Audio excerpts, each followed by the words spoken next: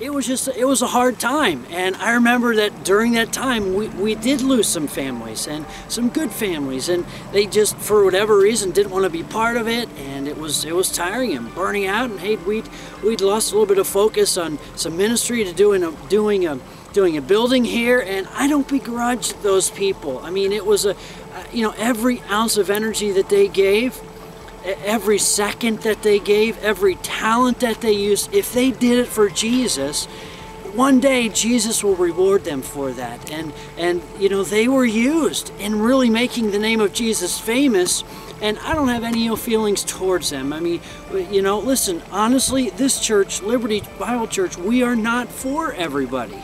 We're not supposed to be for everybody. We're like a chocolate flavored ice cream. Maybe the church down the road is strawberry, another one's just vanilla.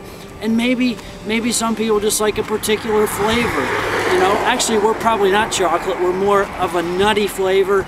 Maybe Tin Roof Sundae. I don't know, something nutty. There's a lot of nuts in here, right? Me, the biggest nut. And so, anyway, the point is, we're not for everybody, and I don't want to force people to love chocolate if they don't love chocolate. And so there's many other good Bible-believing, Jesus-preaching churches around, and that want to make the name of Jesus famous, and we're not competing with any church at all. We are on the same team, and it is an honor to work with any of those who are used to help make the name of Jesus famous here at this church or elsewhere. We're on the same team here, and I'm honored to work with people, even if it's only for a chapter or for a page or for 5 chapters or whatever. But anyway, it really was a tough time, and for many of us. And but with endurance and persistence and just commitment, honestly, even a couple years later, I find us we're still now trying to pick ourselves up off the floor, brush ourselves off from getting inside this building. And we've just gotten in. We certainly have a long way to go to finish. But the point really is, it is risky.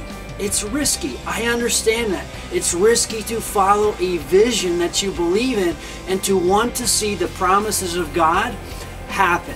It is risky. And I understand not everyone is willing to just jump on this train and jump on the journey and want to be part of it. But you know what? That's the way I roll. Honestly.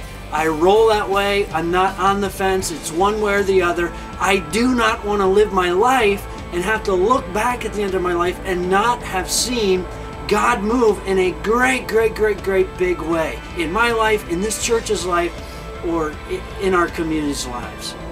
I'll never forget one of my best friends who I had the opportunity to lead he and his wife to Jesus, and my wife and I got to meet with them on a weekly basis just to pray with them and study the Bible, and his name was Jim Monroe. And God radically transformed his life in every way possible. And he was a godly guy. He pulled me aside one day when we were considering buying this building, as we were kind of tossing about it and praying, and he said, "Lon, what you're doing is risky." He said, "Do you realize that you could have a congregation of 75 people, maybe 100 people in this old church building, and you could take care of them very intimately, and they would take care of you, and they'd provide for your needs, and you could retire here, and it would just be a big old happy, comfortable family, and you could sleep better at night. I know it would." And he says, "Lon, your dream is going to cause trouble." End of quote. And there's a lot of wisdom to that, and there's truth to that. And Jim reluctantly, he got on board and believed that we probably shouldn't have gone this route and that we were making a mistake, but his vision of church was very different than mine. And unfortunately, I wish Jim were here to be able to see what's happened so far, and someday we will get to, because Jim eventually got cancer and lost that battle, and Jesus took him home. And I wish he were here to see all that's happened so far. Now, I wouldn't completely argue with his logic or his thoughts. But the fact of the matter is that I won't settle for comfortable. I will take risks for Jesus. We'll do whatever it takes to make sure that one more person at a time comes to Jesus and starts that growing relationship with Him. I mean, what price tag could you put on just one life? I mean, what is there that you would do? What is there that you wouldn't do to be used to see one life taken from hell, a life of hell in eternity, to a life of heaven in eternity? Tell me one thing you would or wouldn't do. I mean, Jesus went to extreme lengths to give us a message, to get us a message. And we will go to extreme lengths to get that message out. We will do whatever it takes. We have got to be creative. We have always got to be asking the tough questions. We always got to be thinking inside the box and outside the box. You know, we have got to do whatever it takes and make sure that we are not in that comfort zone.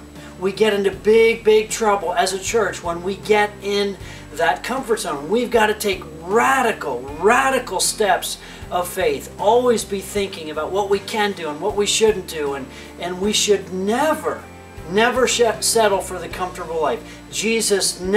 God never insinuates anywhere that we should strive for the comfortable life. You know, I should be losing sleep. You should be losing sleep over the fact every single night sometimes we should be thinking of that person at work, that person at school, that person that is lost, that person that is hurting, that person that you are to be the hands and feet of Jesus to. What can we do? How are we going to love them? How are we going to serve them? How am I going to be the hands and feet?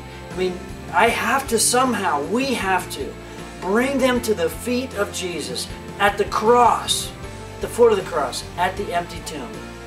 Every single event that we do is done and can be done and can be used in making the name of Jesus famous and leading them into a growing relationship with Him. But you've got to want that.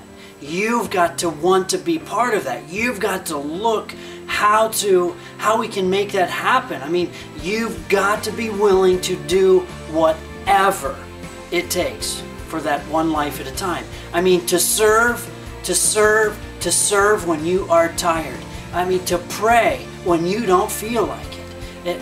To give when you think that you can't afford it. You know, to use your talents when you think that you're just not good enough for that, or you know, to maybe look someone in the eye and with the love of Jesus just look at them and encourage them and build them up and maybe forgive them, and to give grace, and to look someone in the eye as God looks at you, and to do whatever it takes to see that one person at a time is unleashed for God's calling, to see God's potential, to see them become great and be used in His kingdom here, and to just be set free and unleashed for ministry, and to see greatness come to pass in their lives. You know, Jesus did not call us to be comfortable, to live in comfort. The reality is He called us to daily deny ourselves,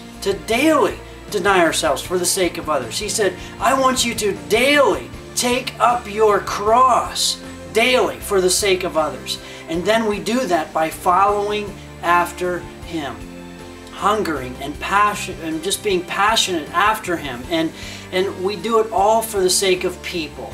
You know, Jesus gave His all for you and for me, and we need to give all of us to Him. He came to us so that we might come to Him and be able to come to Him. And so listen, check it out. Someday in heaven, we will be comfortable. It will all be perfectly comfortable. The sights, the sounds, the smells, it will be comfortable, and we will live in comfort for eternity in heaven. But for now, we've got a lot of work to do. Jesus, His last words on this earth, He's given us a mandate. We are on a mission to make disciples of Jesus.